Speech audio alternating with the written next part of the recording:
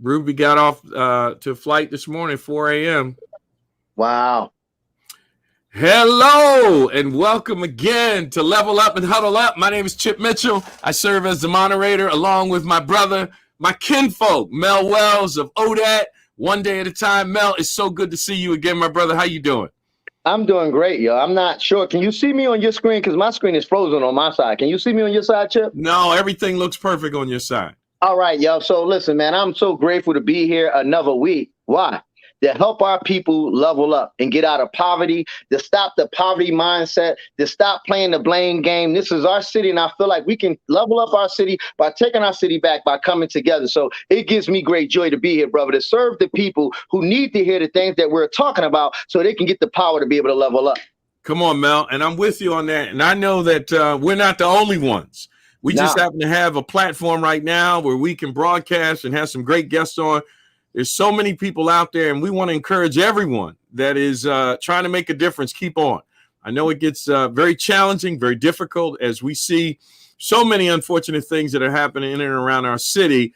But I think we got to keep our heads focused on what we're doing and keep the momentum going and changing that mindset and seeing what God will do through all of our efforts. And I'm excited today. We have another special guest that we'll get to in a little bit. But Mel and I, we've got our team that comes together with us every week. The first person we want to go ahead and introduce is Cordell. Cordell has been with us for a little bit. Cordell, how you doing, man? Welcome to our show, Level Up and Huddle Up. How you doing? Hey, I'm doing great. How you doing, Chip? How you doing, Mel?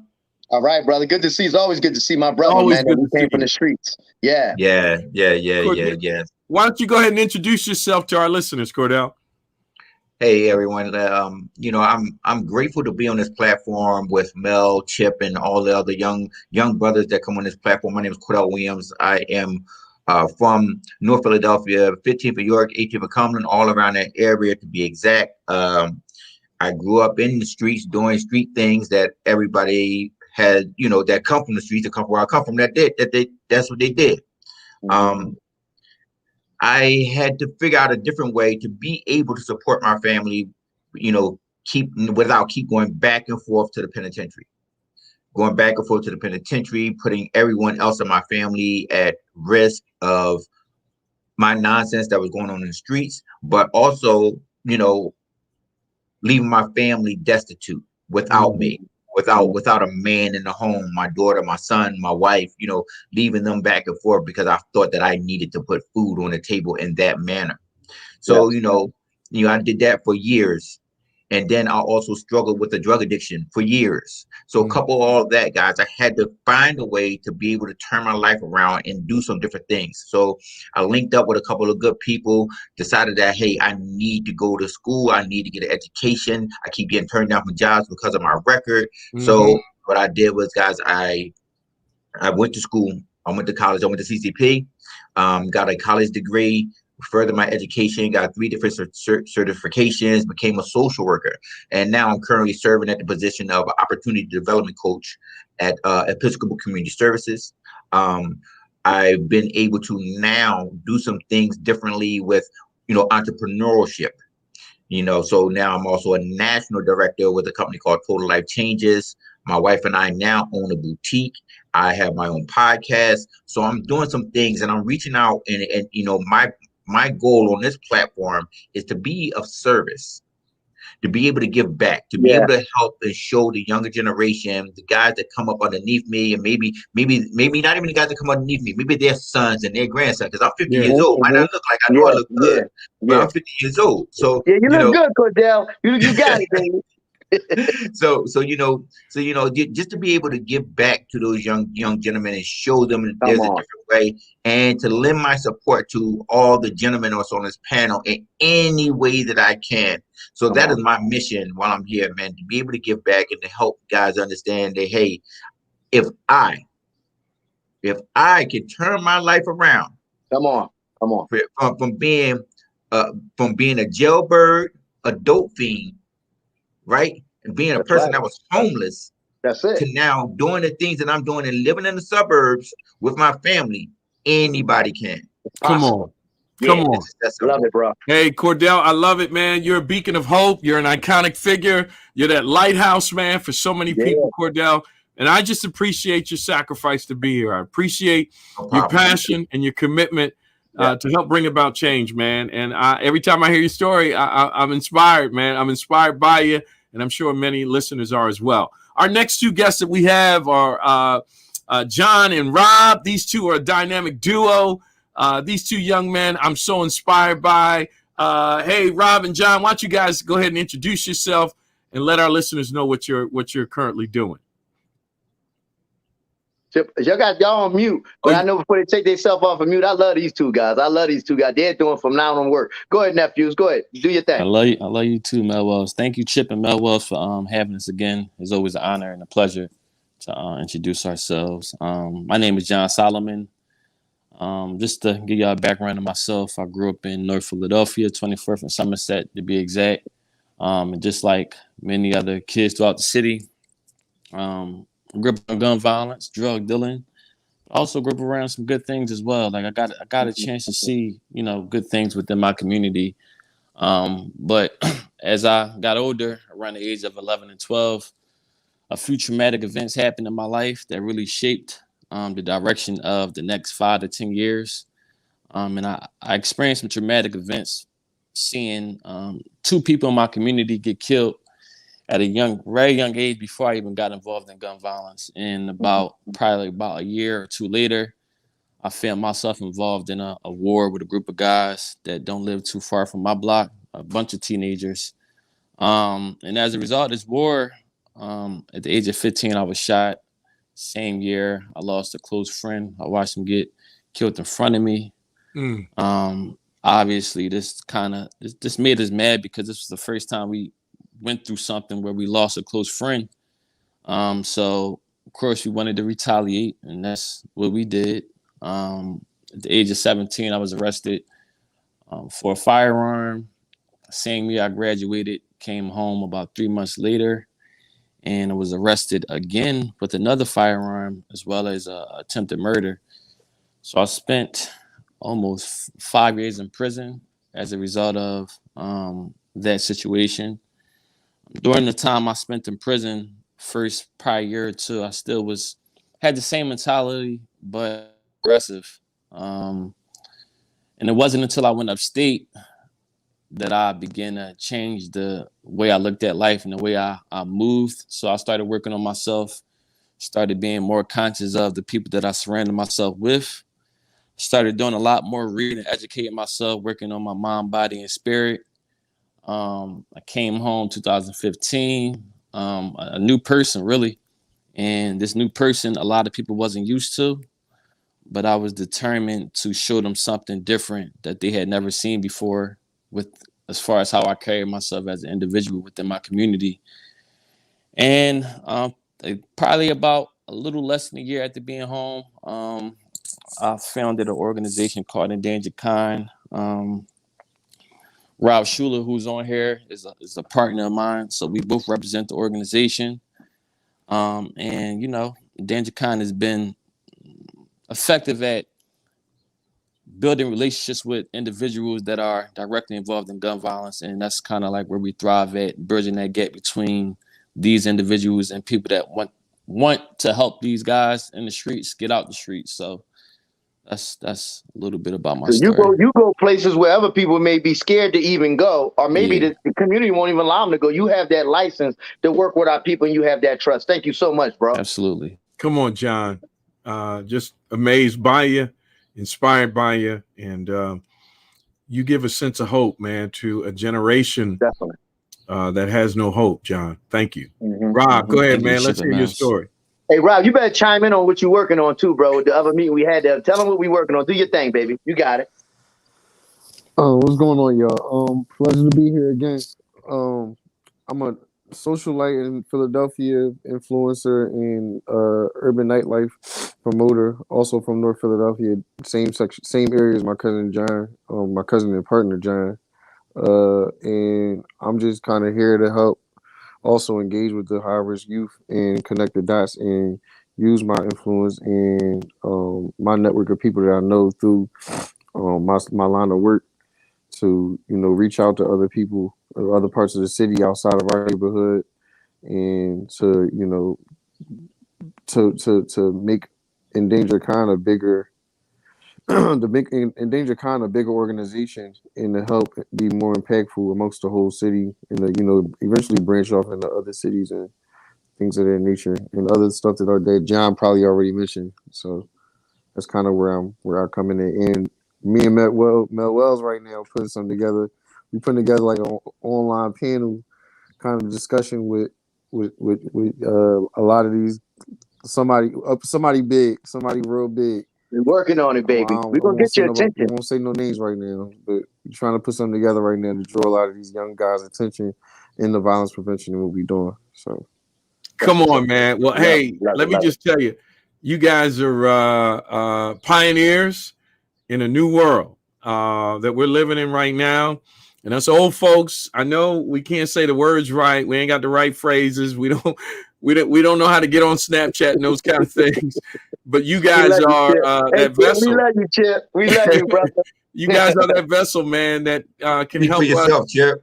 No, speak for myself. That's true. That's probably true. But you're that vessel that we can reach back and help that youth. So Mel, why don't you go ahead and introduce James? Yeah, James? you got it. You got it, bro. Listen, we can hear him now. We can hear you. We can hear you. We can hear you, man. So my name is James Ramsey from Philadelphia, from Murphy. I'm a basketball player. I've always been into sports, but I think my birthday is October. So when I turned 19, I felt myself not really feeling sports, but want to give back. James, can you get closer to your mic? Oh, I'm sorry. Can you hear me now? yeah, we can hear you much better. Go ahead now. Where was I? But after my 19th birthday, I realized that I wanted to give back to my community, but I didn't know how to. So as I've been trying to do things, look at things, been talking to my uncle. I'm glad I have an uncle like Uncle Mel. I'm glad he's been there for me and stuff. But I'm trying to think, what else can I tell you guys? Lately, I've been going through a lot. As me going into Cheney, I studied criminal justice. Studying criminal justice, I went into a class where all they were talking about was just arresting people, and I felt like that wasn't just a place for me. So I'm here now, trying to find some guidance, trying to see what I can do in my life and for my people and stuff. So come on, James. Welcome to my other family. Me and Wallow had a one-on-one session with Man over the weekend, and he just was feeling down and out. Like a lot of our individuals, Cordell, John, and they feel lonely. They're dealing with depression, and they may not know how to level up. And we have to be that extra arm of that family. And this is a family that is here not only for my nephews and my blood nephew, Man. We're here for the whole entire city to help raise our kids for the village that they need.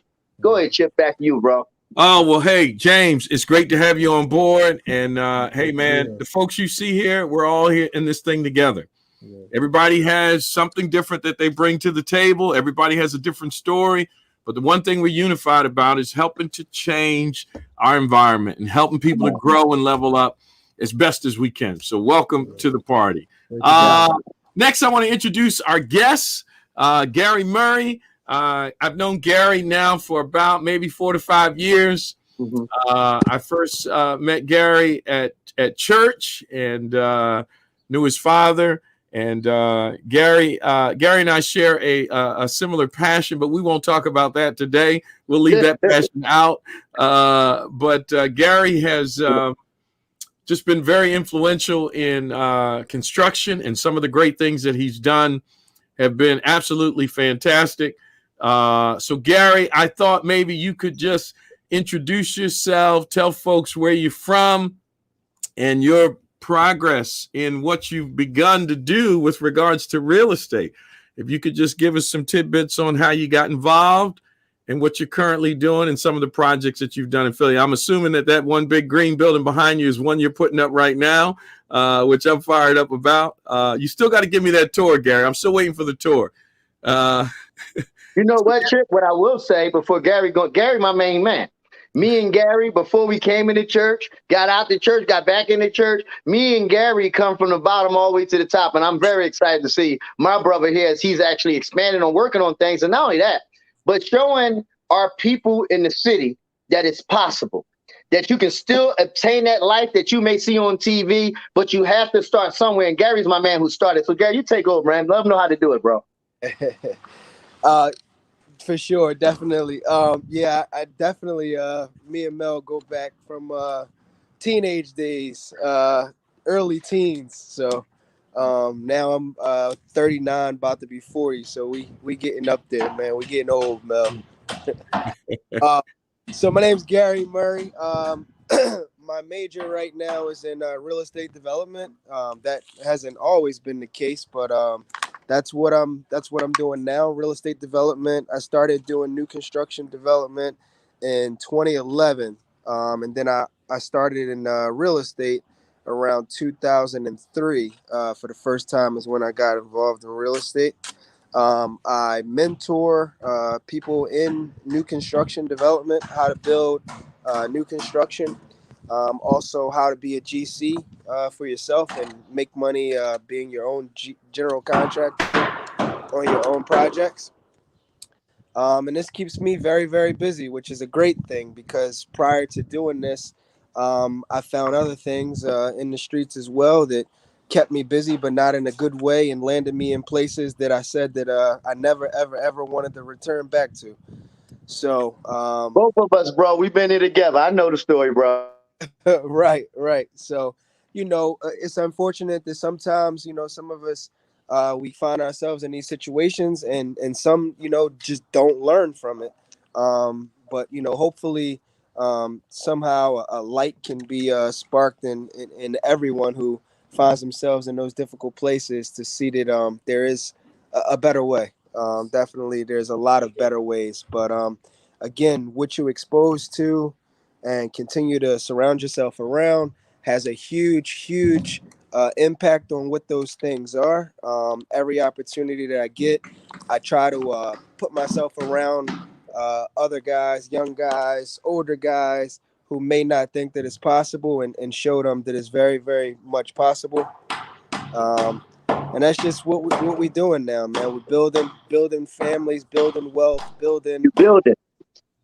building instead of breaking down. And I think that's what the evolution of life, should teach all of us, that it's about building. So, Gary, what was that moment in your life that made you just decide, okay, wait, this train is going to the wrong destination? What made you make that decision to get off that train? And how did you do it? Like, how did you make that change? Everybody wants change. Everybody desires change. What was that moment for you, and how did you make that change? Mitch, I like to say that, when it's time, it's time, but I guess it probably doesn't click like that for everybody.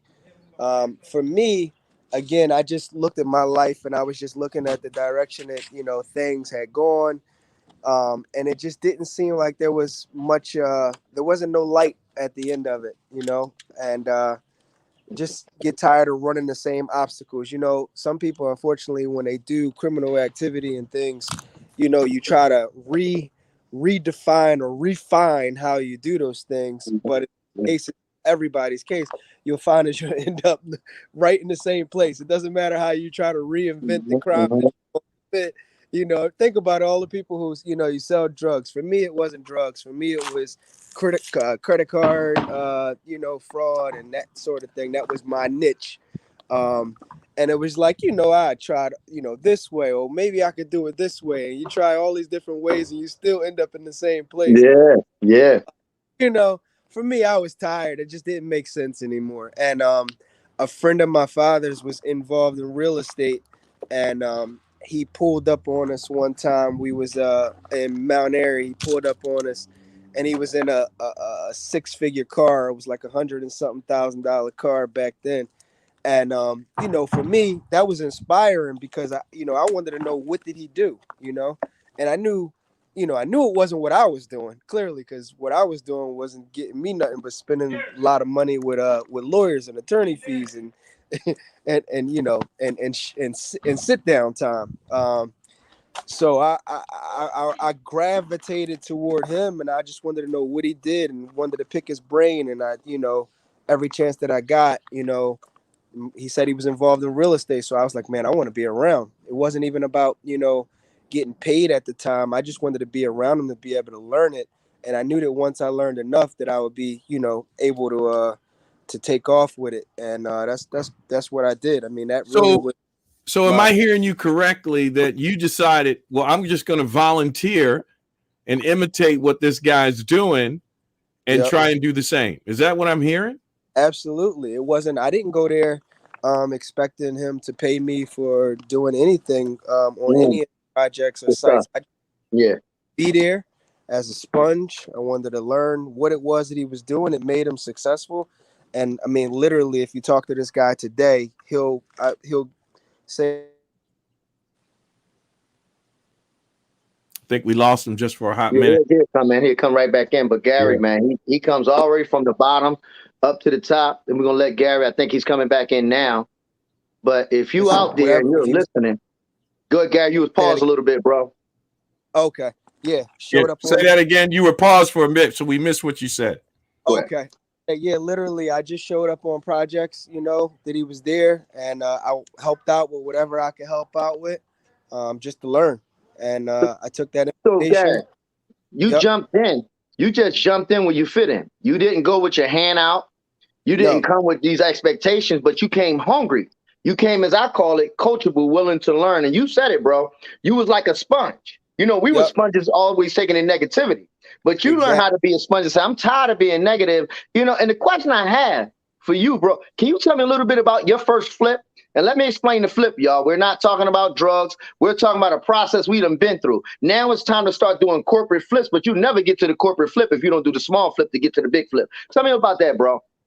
So the very first property that I had bought it through like this online auction. Now, at that time, I had a job. And I saved up some money, and it wasn't an expensive property. I mean, at the time, it was like 14,000. My first property was 14,000, and I literally, I had good credit of my own. I took cash advances from the credit cards that I had, and I actually bought my first property using cash advances. Okay. Can you stop for a minute here for me? Hold on. I'm sorry, y'all. Y'all know I get like this. All my brothers laughing at me because they know something hits me and makes me get like this, bro. You mean to tell me that you took the same credit card that could have bought you a bunch of materialistic stuff instead of guessing, putting it on sneakers and clothes and at the club, which we all know our background, you decided to say, let me invest in myself and invest in my own wealth. Go ahead, bro.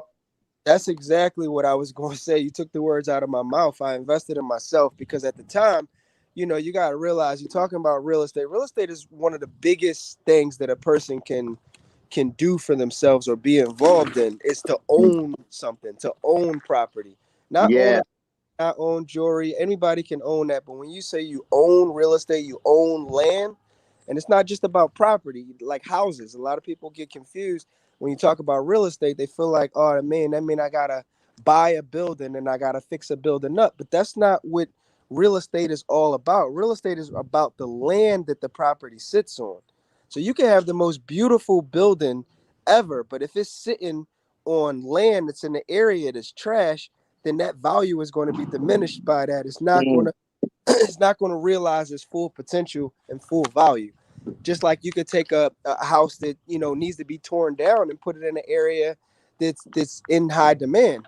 That value is going to be very, very, very much improved upon, and it's going to be very valuable. So I always encourage people, if they want to get involved in the real estate, don't focus so much on just getting a building or a property. Start with getting land. Land is usually the least expensive way to get invested in property. And in most cases, if you buy it at the right price, you can turn it over for a profit without even doing anything to it. It improves upon itself, depending on the area that it's in. It appreciates. So tell us about that $14,000 purchase. What did you do with it? Yeah. So I bought the first property for $14,000. I did most of the work between me and my dad. We did most of the work on the property ourselves.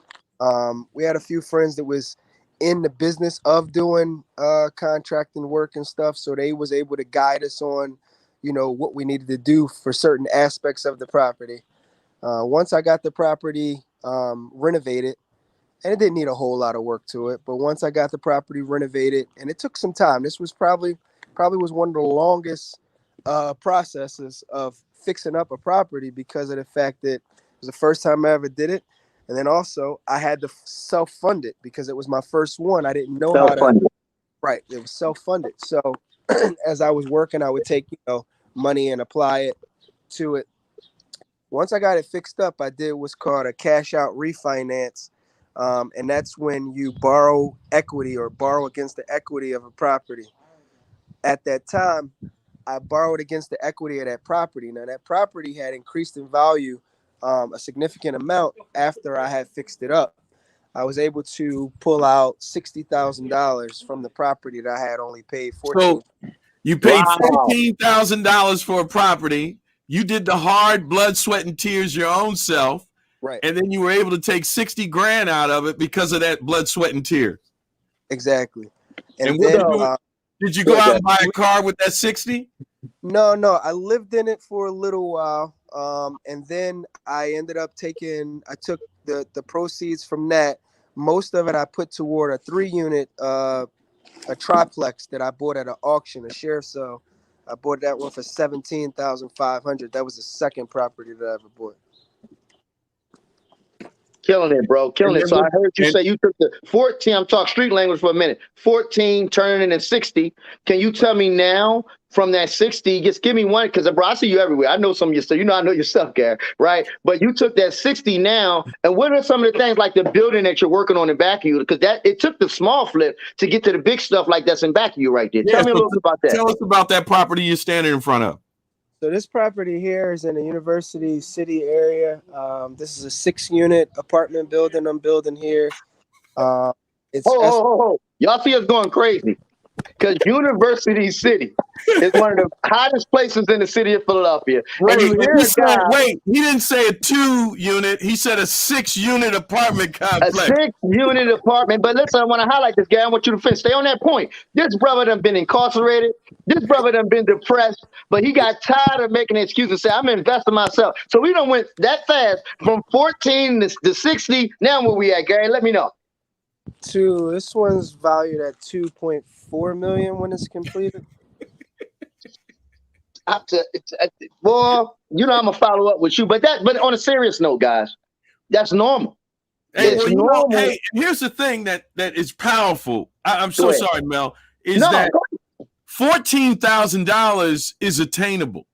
Last year, most people got a check from the government because of PUA for $10,000, $12,000, $13,000. And then we got $24,000 from unemployment, and that money for most, unfortunately, is gone.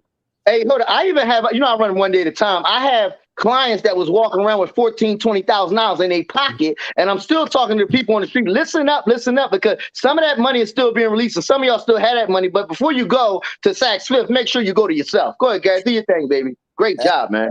Absolutely.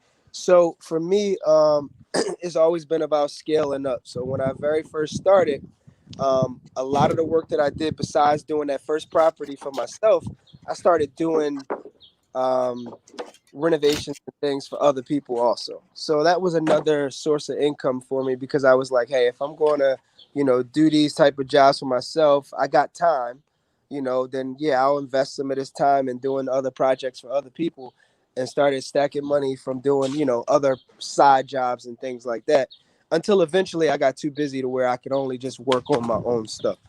At the time, it really wasn't even called wholesaling. And wholesaling was really a key factor and essential in my climb up when it comes investing in real estate. At the time, they didn't even really have a name for it, but I learned how to write contracts, agreement of sales, and sell my agreement of sales to other people. That came in a big handy for me, because in the beginning I didn't have a lot of money to start with, but I learned the importance of how to draw up an agreement of sale, how to write a good contract. So that allowed me to be able to put deals under contract. If somebody wanted $30,000 for it, I didn't have to worry about the $30,000 as long as, because I wasn't paying for it.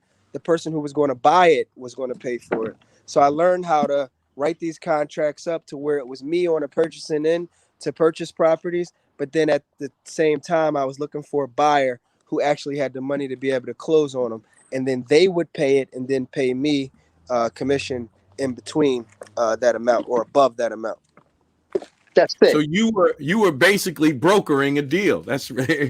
That's the call. Middleman. You were taking, and I heard a little few risks in there, but it's better Yep. to take those little risks than what people Oh. take on the streets in the track.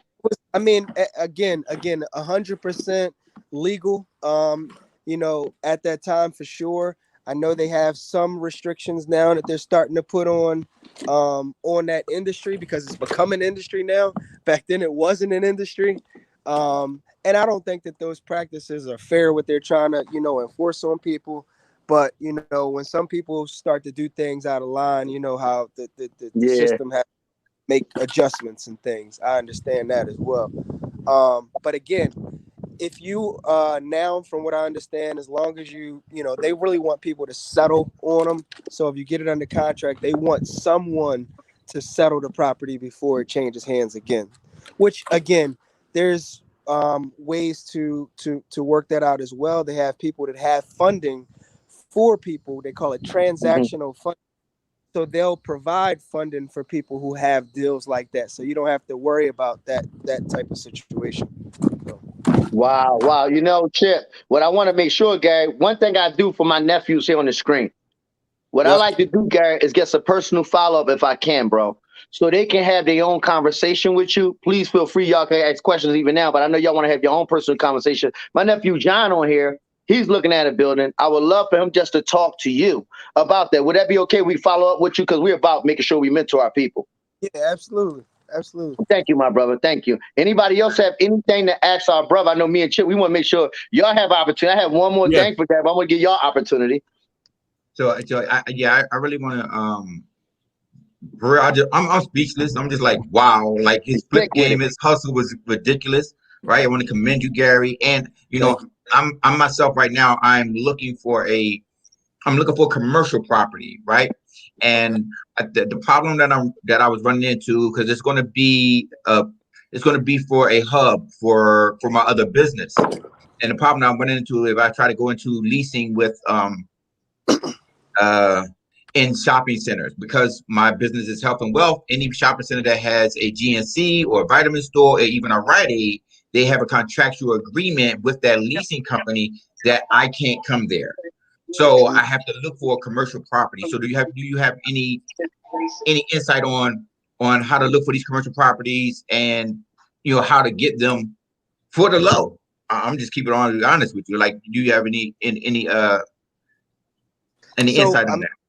One of the things that I would think about is the community that you actually looking to serve. Obviously, for people that are in the commercial real estate, those names, those brands that everybody identifies with, those anchor tenants they call them. When they get stuff like that, then a lot of times they do have to honor those contracts. You might have to just look a little bit outside of the box and just try to see, a new route. I mean, right now, to be honest, brick and mortar isn't is a struggling aspect in commercial real estate right now for a lot. Anyhow, so maybe you might toward being more of a mobile entity, looking more toward doing a digital type of service with doing that versus signing a lease to lock in at a brick and mortar establishment. I mean, again, right now, on the commercial side, a lot of that is those businesses are the commercial spaces are struggling because of COVID and things. Yeah, so I am fully online. Like all my businesses are online already, but this is part of another business.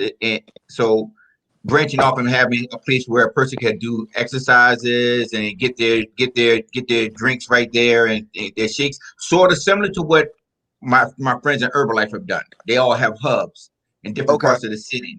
Right. So that's what I was looking at. But we can talk a little bit. I don't want to take up too much of your time. And No, but you can. But look, Gary's our brother. You can follow up with him as well.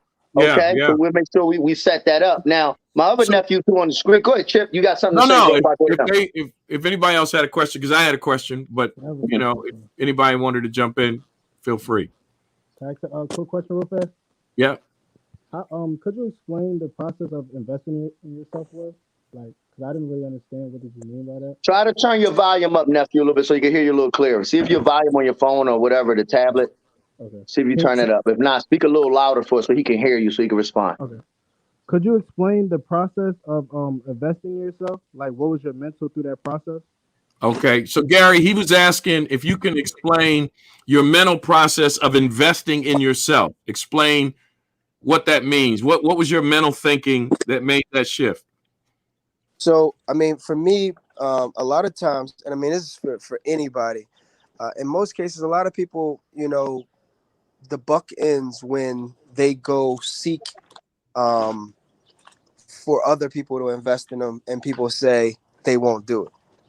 And for a lot of people, it's like a dream killer. So as soon as somebody, they approach somebody and they say, "Hey, I want to start a sneaker business. I need somebody to invest, $10,000." And then that person says, "Not today," and then that'll kill a dream. They're done. So the idea of investing in yourself is to like, before you expect anything from anybody else, can you honestly say that you've given it as much or more of an investment, meaning time, not just money, but money is obviously a factor, but money, time, you got to put in and be willing to put in 100 times more than what you're That's expecting right. to put into whatever it is that you're looking to do. Mm-hmm. If you won't do it, you can't expect them to do it. And that's the thing. A lot of people expect people to invest way more in them than they're willing to do for themselves. Thank you. Wow.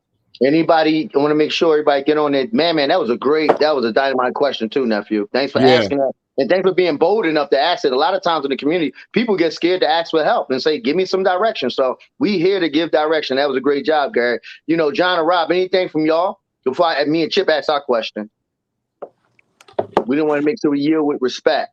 Yeah. And I want to make sure that y'all follow up, because I do mentor y'all, my nephew, all of my nephews here. So we yield when y'all say yield and slow down.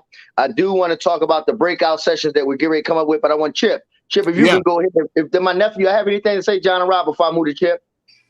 Yeah, I don't have nothing on my mind right now. I'm pretty sure when we do a follow-up conversation, something will surface. You already know where our mindset at, what we're dealing with right now on a day-to-day basis. So. And so for people who are watching, what we do with this room, me and Chip, Cordell, the mentors, we yield. So we yield to let the youngest speak up so we can shine a light on them. A lot of people out there trying to take all the light for themselves, but if you put the light more on these youngins, your light can get brighter on its own. Chip, ask your question, bro. Yeah. So Gary, the thing your story is fantastic. So if I'm a young guy, I'm in my mid to late 20s, if not just 20s, and I hear your story and I go, okay, I want to follow that track. That's inspiring to me. I want to put the hard work in. Okay, Gary, where do I start? Where do I start? What is my mindset have to be? The mindset, Chip, really has to be, I'm going to make this work. I'm going to make this work. Let me tell you, when at my last time getting in trouble with the law, during the course of the outcome of my whole legal procedure, I was on house arrest. They gave me house arrest. And during the course of that time, I realized the value of time and how precise I needed to spend the time that I had. I mean, at the end of the day, we all have 24 hours is what we do at that time that makes the difference on how successful people are. That's right. At the end of the day, we all got the same time. So, you got people who, they'll complain about, not being financially where they want to be. But of that 24 hours, they might be giving 10 of that to television. And if you're giving 10 of it to television, then you're not investing the time into what it is that you want to do. You're taking away from it. It's a debitable day, 24 hours. That's what we all got.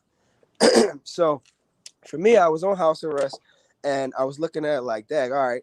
They told me that I had to, at 6 a.m., I was allowed to be able to come out the house, but I had to be back in the house by 3 o'clock. So between that time, I had to be as productive as possible. And that's when I started to realize, wow, how productive I could be in a short amount of time, because I had to be. Yeah. Yeah, you had to be. Had to be. Or just, ride it out and not learn or move or not progress in that situation. I knew that once everything was through and done with that situation, that I just didn't want to be back in that situation. And the icing on the cake at one point for that was I was legit, like, threw myself, immersed myself legit 100% into the real estate, and studying projects, looking for deals. So when I would get up in the morning, I was out, I was doing everything that I needed to do. Right. I had one situation where I asked for additional time to be able to be out because I had a community meeting where I was actually going there to present my first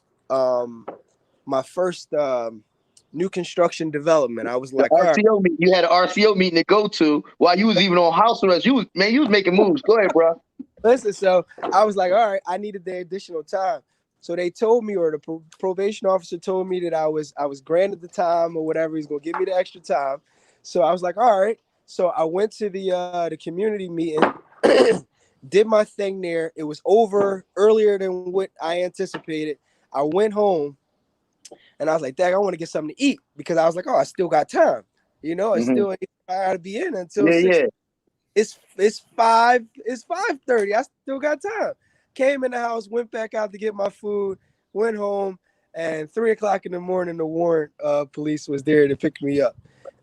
And because of that, I ended up being stuck inside until the outcome of my case. They didn't let me out, and they told me it was because I had violated. And I'm like, wow, they told me that I had the extra time to be able to be out. So I was like, man, I'm never, ever, ever going to be caught up into, some mess like this. Yeah, the system. Yep. Come on, Gary. So, well, Gary, go ahead. I'm sorry. Yeah. So so that was that. So during the course of me being on house arrest, which I was on house arrest, man, before that actually happened, where they took me in, I think I was on house arrest for like 7 months, at least about 7 months.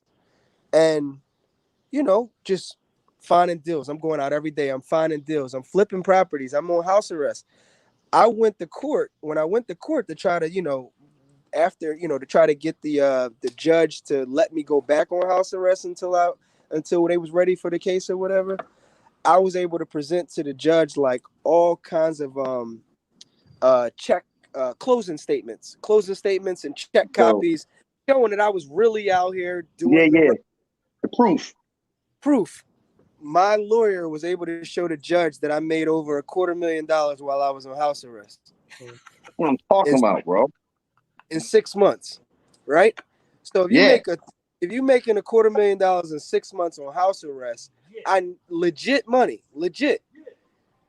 I knew that I was doing what I was called to do. I knew that I was, you know what I mean? It was this. I'm doing what I'm supposed to do, and the judge obviously didn't grant me no mercy on that, so I had to still out. Yeah.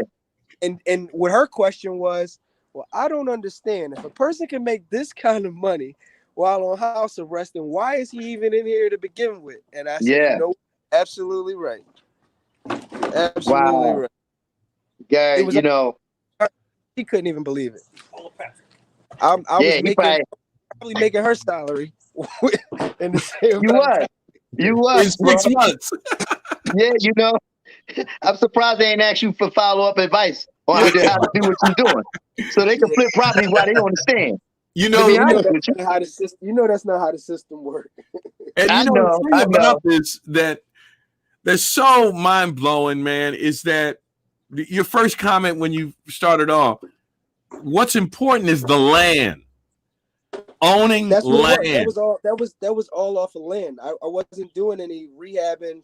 I wasn't doing any construction. None of that. It was all off of land acquisition. I was selling land to other developers.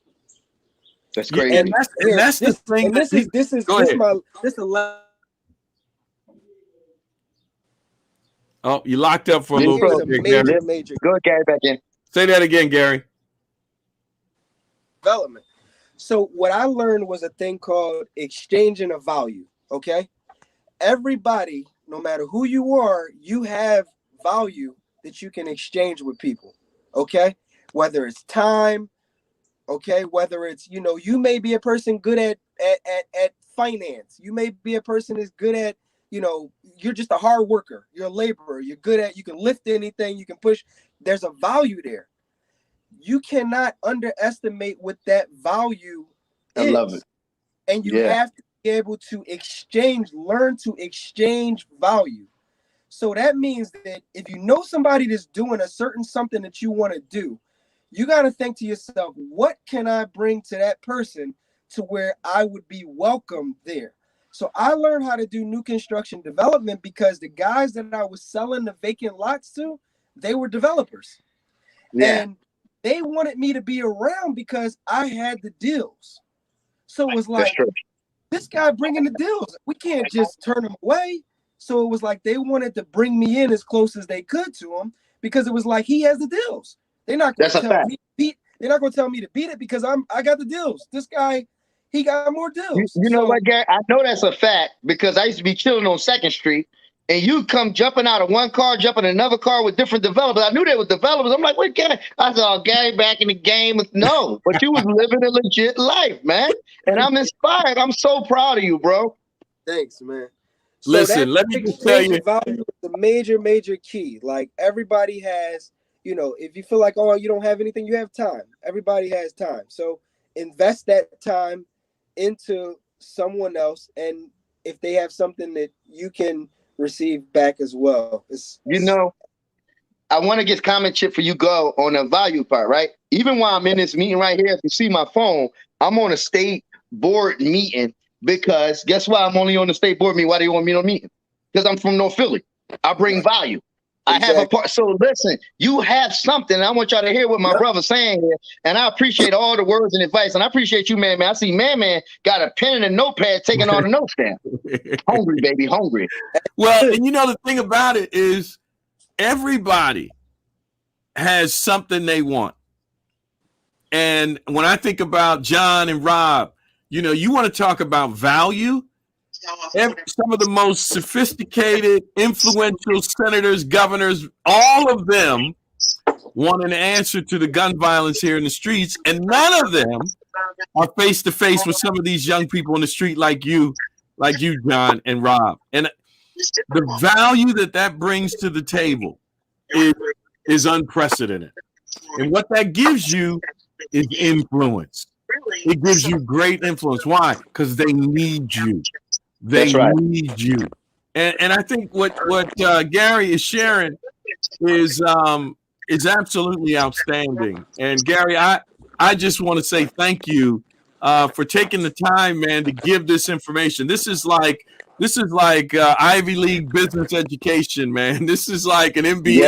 Yeah, this is some real stuff, man. And I appreciate it. And I just want to say, a couple years ago, Gary came to church in an all-white convertible Rolls Royce. Let's just say he's legit. No, Chip. That was what I was going to say. That was my question, right? Gary caught me. I don't want to put him out there. No, I don't want to put him out there. No. I was at the car wash.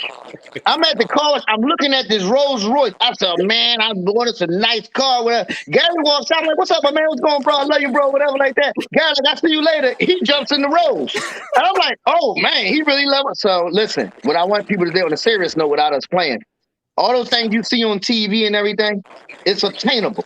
You can do it, but you got to invest in yourself first. Stop investing in other people. Alexander McQueen, you probably ain't know the man, black or white. You don't even know what you're investing in. Invest in yourself and watch the wealth turn around. And I know that's a fact. I did a program with like $60 a day. We're just helping homeless people get off the street. I can't tell you how much money it is now, but the mayor called us in, the departments called us in, and they said, listen, we want to make this something fundable. So, Gary, I thank you for everything you said. Take the little that you have. Even if you don't have nothing, don't believe that because you have something. Thank you so much, bro, for joining us today. Yeah, Gary, thank you for being there. Cordell, James, John, Rob, Mel.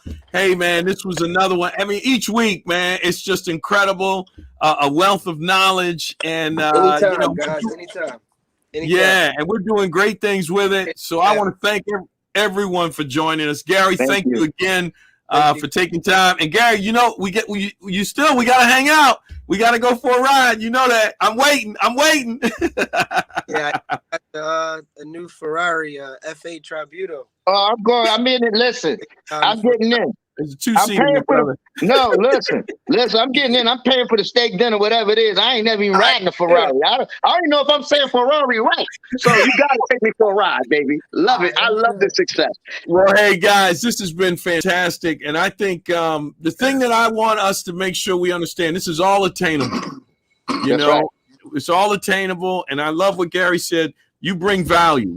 You bring value. That was good, Gary. And, good stuff. And I think if we work together, if we really get focused and work together, we can help each other attain their dreams. You know, personally for me, I'm living my dream. I am living my dream right now. And so I want to help as many people as I can so that they can attain their dreams and do the things that they want to do. Cordell, Mel, John, Gary, thank you so much for joining us. We'll be back next week doing big things on Level Up and Huddle Up. Thanks, guys. Gotcha. I love y'all. Stay safe out there, please. Love y'all too. Holla back.